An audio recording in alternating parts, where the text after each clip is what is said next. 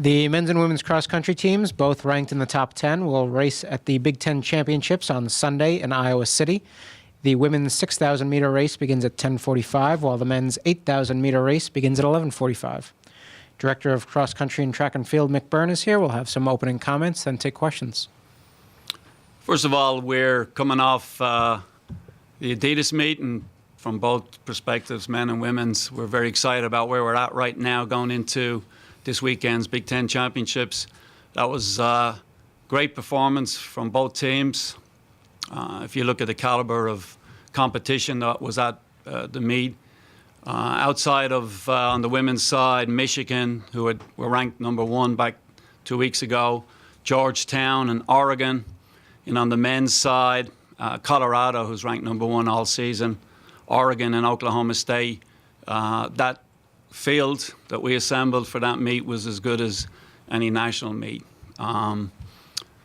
So coming off that meet, and on the women's side, finishing fourth, and the men's third, we're very excited. We feel great about where we're at right now going into this weekend.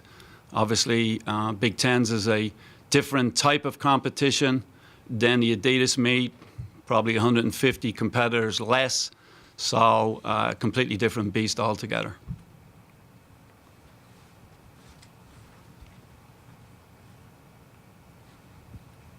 So, Mick, is this the meet where you kind of have to figure out who's going to have the red shirt, who's not going to have the red shirt, who's going to be in it for the long run, and how do you make those personnel decisions on both the men's and women's side? Yeah, I think we're done. We made those decisions last week for Adidas.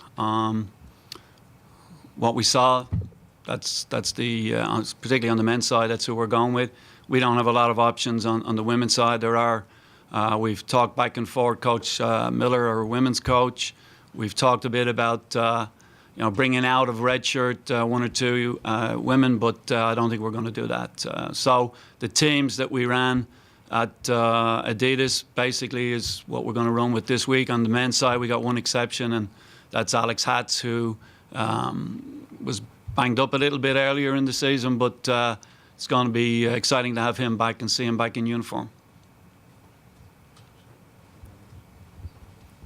And with the unit you have, the two units you have going there, I mean, what do you hope to see out of Big Tens, and what do you hope to see in terms of springboard type stuff for NCAAs? Sure.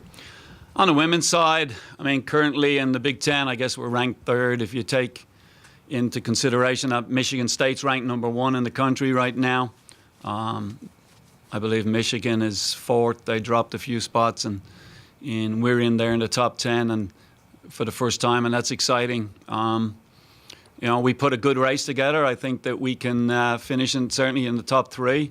We'd like to think that we're going to be there in the end with Michigan. We might have a shot at those guys. Right now, if you just take Adidas and you look at the results from Adidas, Michigan State are obviously the obvious favorites for the meet. But again, it's a completely different race, and it's head-to-head, and at all times in the race, you see exactly who you're competing against, and kind of excited to see. This is new for our girls, and it's going to be interesting to see, to see how that plays out on Sunday.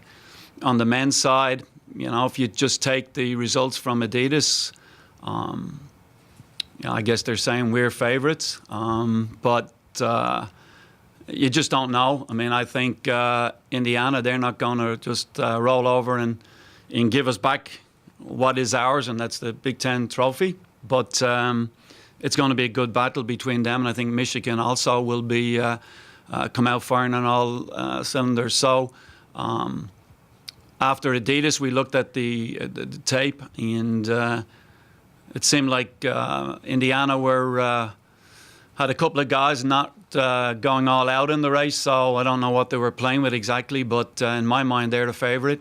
So we kind of figured out their game, and now it's bring it on Sunday, and we go head-to-head and see what happens. Brian? Mick, should we be surprised by the women's success at Adidas? Descenza, Hansen, Murphy, and Anzalone, or did they have that? Obviously, they had the potential within them. Yeah, I think, again, I keep talking about the difference between the Adidas meet, because there are so many teams in there, 38 teams, and it's just the fact that they were able to handle that number of people, that level of competition, I can't say it was a surprise, but our women did a great job.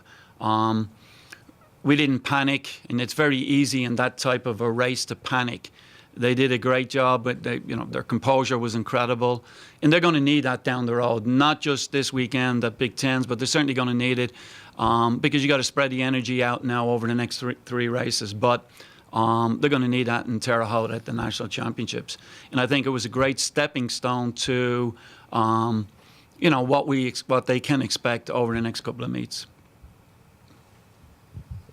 A minute ago, you mentioned the Big Ten trophy and said getting back what is ours. How important is starting a new streak and getting that trophy back after having it ended last year for the men's team? Before that, 14 straight titles.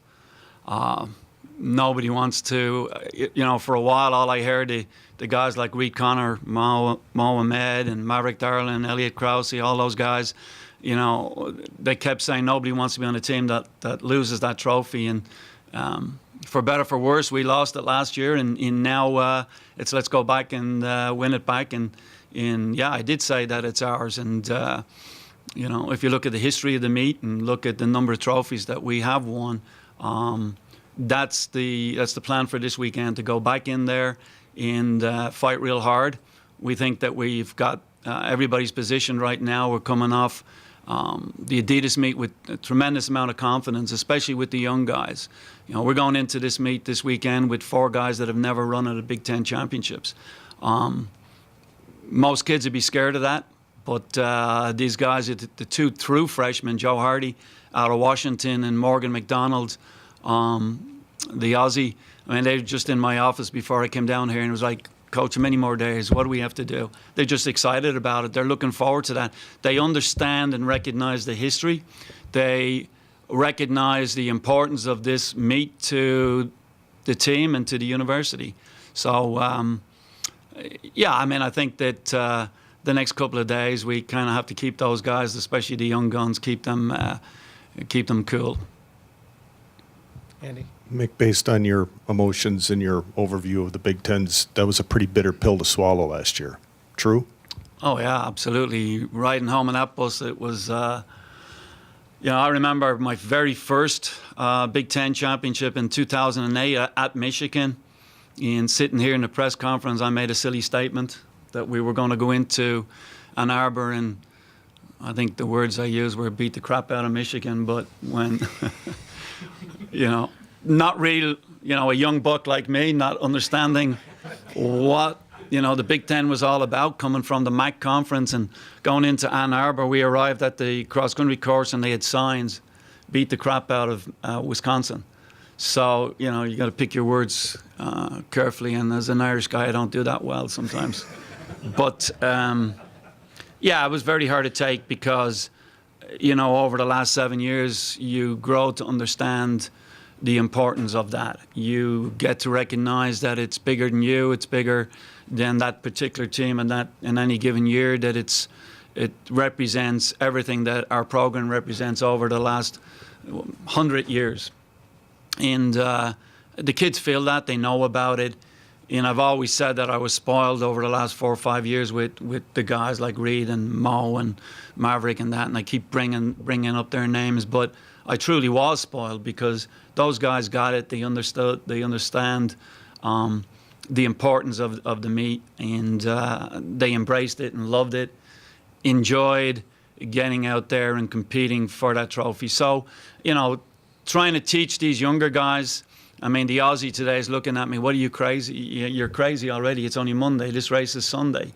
But he'll get used to it. He'll know by the time we get there on Sunday, he's going to know everything about that meet and the history. And he'll get it. Interestingly, when you see the guy from Joe Hardy from Seattle trying to teach the Aussie what the Big Ten is all about. Obviously, as a U.S. kid, he grows up with major conference championships. So, we're going to have some fun with this over the next week. Try to keep them as relaxed as possible, as much as you can do that with 4 freshmen. But certainly Malachy and Michael Van Voorhis are doing a great job with these guys. I want to pick apart your words a little bit more too, but in respect to Bob the Builder, you mentioned the other week, Tom the Tom the Builder. Builder, my mistake.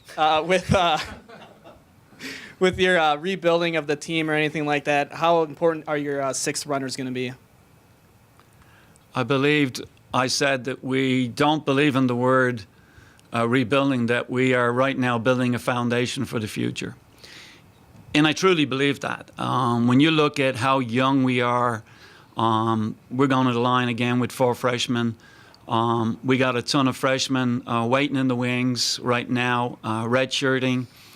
Kai Wilmot, the NXN National Cross Country Championship, he's a really good athlete. He's a little dinged up, and we're trying to get him healthy.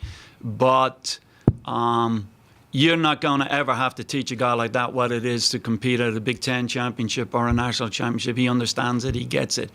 And he's really good. We got a couple of other good young kids that are just in the wings waiting, and their turn will come next year. For us right now, the redshirt freshman Ryan Cromer out of Hudson, Wisconsin, and Carl Hirsch from Brookfield. You know, they were in the wings last year. They sat back and they watched they learned, I guess, from the older guys, and now it's their turn. So, unfortunately, we don't have the option to do that with the true freshmen, Hardy and McDonald's, but they're ready to go. I mean, Adidas showed that, and they competed real well at Adidas, so we have to run them. Mick, it almost seems as though you'd prefer to win a Big Ten title than a national title. Right now, I want to go in, yes, absolutely. Right now, this year with these young guys, I want to win back our Big Ten title. I think that's very important for this program. And at least go in there and be very, very competitive on Sunday and give it our best shot. Even though we're so young, I don't want to use that as an excuse, because those kids would not want me to do that. But we're still holding out 3 or 4 really good freshmen. They're all 9-minute 2-milers coming out of high school, and over the years we've built our program with those type of guys. I don't think we're compromising an awful lot, but 4 years down the road will tell. Rob. Mick, is the women's team's resurgence as swift as it might appear on the outside, or did you feel the pieces of the puzzle were there to make the climb they've made this year? Yeah, I certainly think with, Emelisa Murphy, All-American last year at the national meet.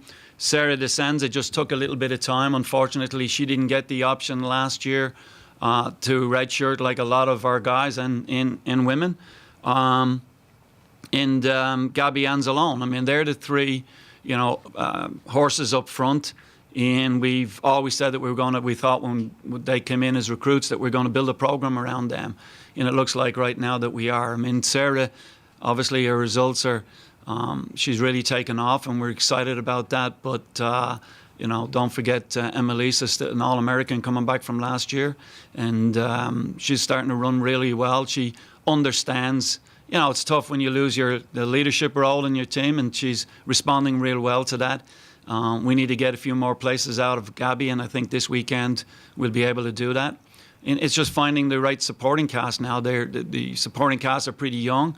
It's just going to take another year to